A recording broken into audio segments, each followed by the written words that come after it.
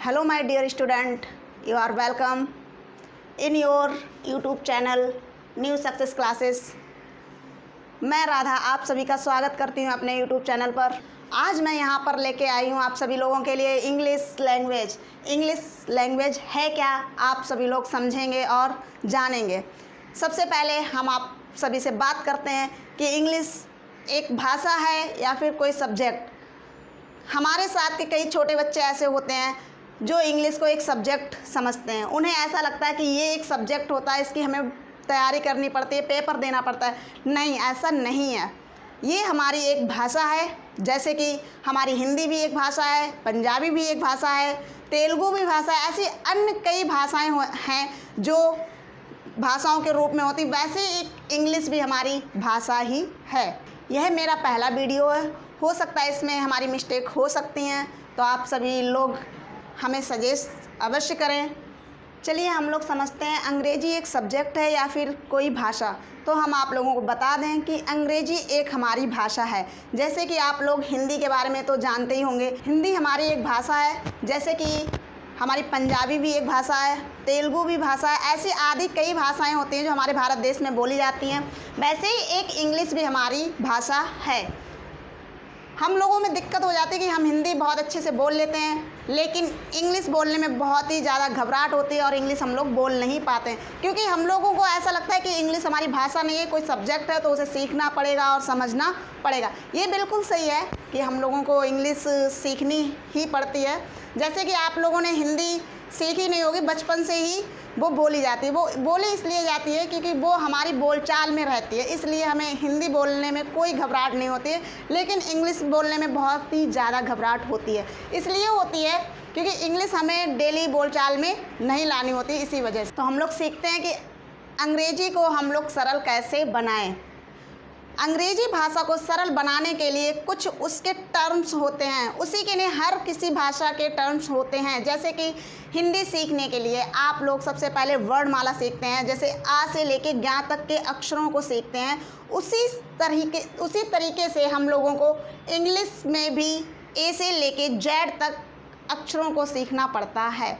इसी विषय पर आज हम लोग बात करेंगे कि इंग्लिश सीखने के लिए हमें क्या क्या ज़रूरत पड़ती है या फिर क्या क्या सीखना चाहिए।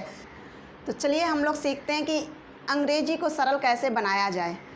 जैसे कि हम हिंदी को बहुत सरल समझते हैं, लेकिन यह भी हमारी कोई भाषा सरल नहीं होती है। इसे भी सीखने के लिए हमें कुछ नियमों का पालन करना पड़ता है, कुछ नियम सीखने पड़ते हैं। उसी तरह हमें इंग्लिश के भी कुछ नियम सीखने पड़ेंगे। जैसे कि हम लोग सीखते हैं इंग्लिश में अल्फ़ाबेट, लेटर्स, वर्ड, सेंटेंस। जैसे आप लोगों ने हिंदी तो सभी लोगों ने पढ़ी होगी, पहले आप लोग वर्णमाला पढ़ते हैं, फिर उसके बाद अक्षर पढ़ते हैं, फिर उन अक्षरों को जोड़कर एक शब्द बनाते हैं और उस शब्द से एक कहानी, एक निबंध, एक स्पीच तैयार होती है और वो हम स्पीच खटाखट बोलते हैं, जिसमें हमें कोई भी प्रॉब्लम नहीं होती, कोई भी हेजिटेशन नहीं होती। सेम वही कंडीशन अगर प्रोसेस हम इंग्लिश में अपनाते हैं, वही प्रोसेस अगर इंग्लिश में करते हैं तो हमें इंग्लिश में भी कोई प्रॉब्लम नहीं रहेगी, कोई भी हेजिटेशन नहीं होगी और हम भी इंग्लिश खटाखट बोल सकते हैं। चलिए हम अपना वीडियो स्टार्ट करते हैं। आज का हमारा टॉपिक है some basic terms of English language. Some basic terms से हमारे कुछ इम्पोर्टेंस पार्ट्स होते हैं। जैसे हमारा पहला इम्पोर्टेंस है अल्फ़ाबेट, फिर सेकेंड है लेटर, थर्ड आपका वर्ड, फोर्थ सेंटेंस। उसी तरह से आपके बाकी इंग्लिश में बहुत से टर्म्स होते हैं। तो आज हम लोग बात करते हैं सबसे पहले अल्फ़ाबेट का। चलिए तो समझते हैं कि अल्फ़ाबेट होता क्या है। तो सबसे पहले हम लोग समझते हैं कि अल्फ़ाबेट मीन्स होता है वर्णमाला। वर्णमाला। अब ये वर्णमाला होता क्या है, बहुत से बच्चों को ये भी नहीं पता होता है कि वर्णमाला क्या होता है। जैसे कि एक हम एग्जाम्पल के तौर पे लेते हैं, आप लोगों ने सभी लोगों ने सुना होगा मोतियों की माला। जैसे आप लोगों ने देखा होगा एक धागे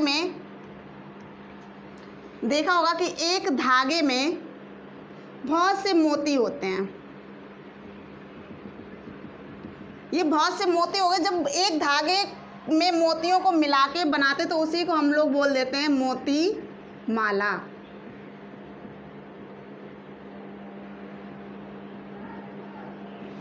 उसी को हम लोग बोलते हैं मोती माला।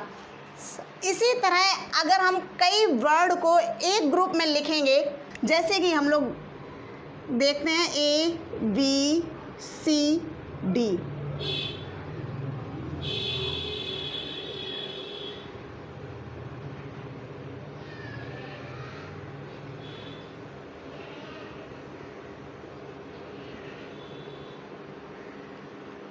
ये हमारे एक ग्रुप में लिखे हैं।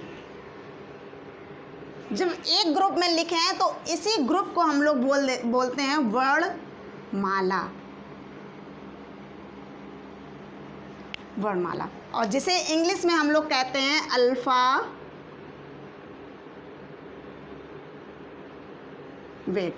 अल्फ़ाबेट में हमारे कुछ लेटर होते हैं जिसकी काउंटिंग होती है 26। ये हमारे 26 होते हैं।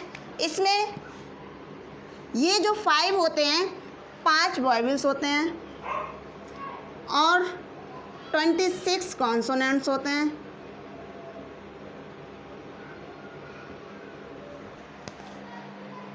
आप लोगों को समझ में आया होगा, अल्फ़ाबेट 26 लेटर्स होते हैं जो हमारे एक ग्रुप, पार्टिकुलर ग्रुप में लिखे होते हैं, जैसे ए से लेके जेड तक, जिसमें 5 वॉवेल होते हैं और 21 हमारे कॉन्सोनेंट्स होते हैं। अल्फ़ाबेट में जो हमारे लेटर्स होते हैं उन्हें हम 2 तरीके से लिख सकते हैं। वो आप लोगों को पता होगा सभी को कि हमारे जो लेटर होते हैं वो 2 तरह से लिखे जाते हैं। पहला जो होता है हमारा फर्स्ट टाइप जो होता है वो होता है कैपिटल लेटर, एंड जो सेकंड टाइप्स होता है वो हमारा वो होता है स्मॉल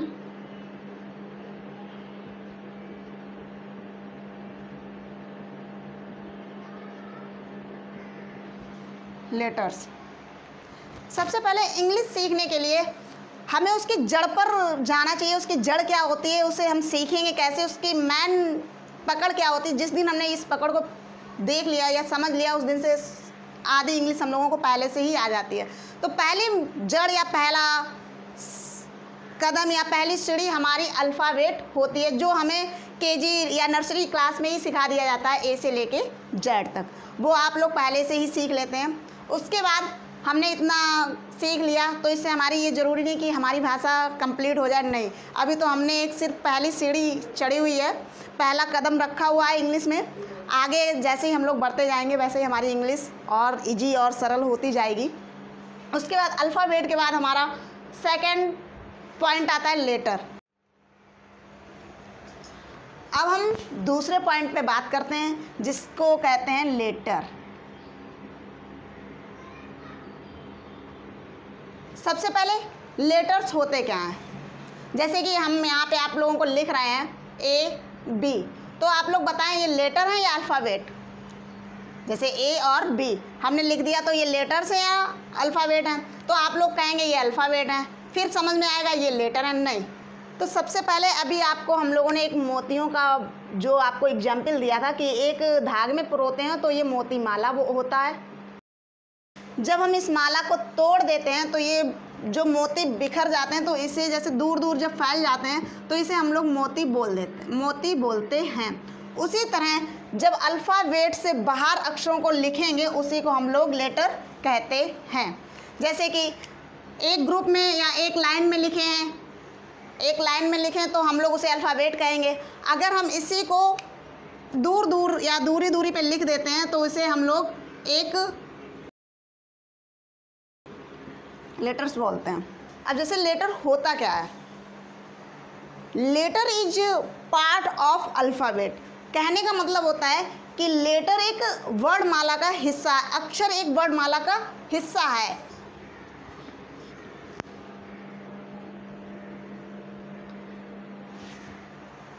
तो आज हम लोग अपने टॉपिक में 2 पॉइंट पे बात कर चुके हैं, अल्फ़ाबेट और लेटर्स, जो आप लोगों को कुछ समझ में आया होगा। अब हम सीखते हैं तीसरा पॉइंट जिसे बोलते हैं वर्ड। सबसे पहले वर्ड होता क्या है। वर्ड मीन्स होता है हमारा शब्द।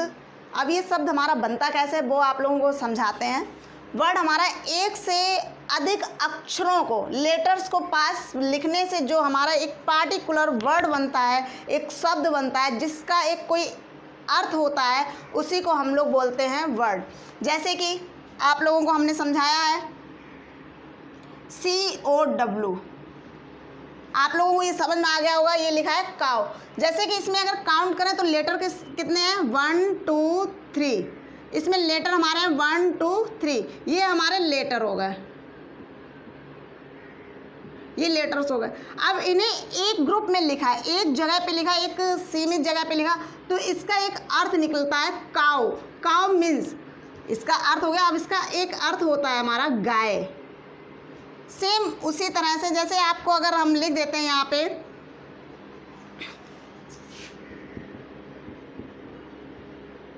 फादर इन लॉ,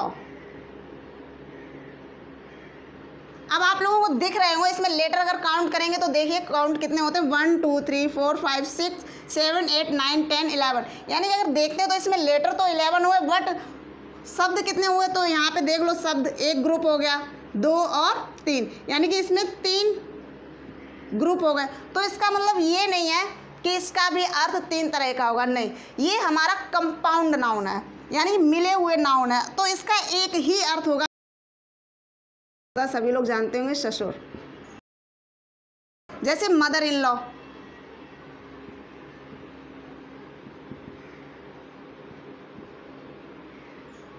तो इसका भी एक ही अर्थ होगा जिसका अर्थ होता है सास। अब जैसे ग्रुप तो इसमें कई हो गए, वर्ड कई हो गए, मदर अलग होता है, इन अलग होता है और लॉ अलग होता है। कहने का मतलब है कि वर्ड के ग्रुप अलग अलग हैं लेकिन अर्थ एक ही होता है। जैसे कि एक दूसरा एग्जाम्पल हम लोग लेते हैं, पुट अप, ये भी हमारा 2 ग्रुप में हो गया, यानी 2 वर्ड्स हो गए, लेकिन इसका अर्थ एक ही होता है, दर्शाना। जो इस तरह के जो हमारे होते हैं वो उन्हें हम लोग कंपाउंड नाउन कहते हैं, बट ये हमारा ओनली नाउन होता है। जो एक ही ग्रुप में लिखते हैं उसे हम लोग कंपाउंड नाउन कहते हैं।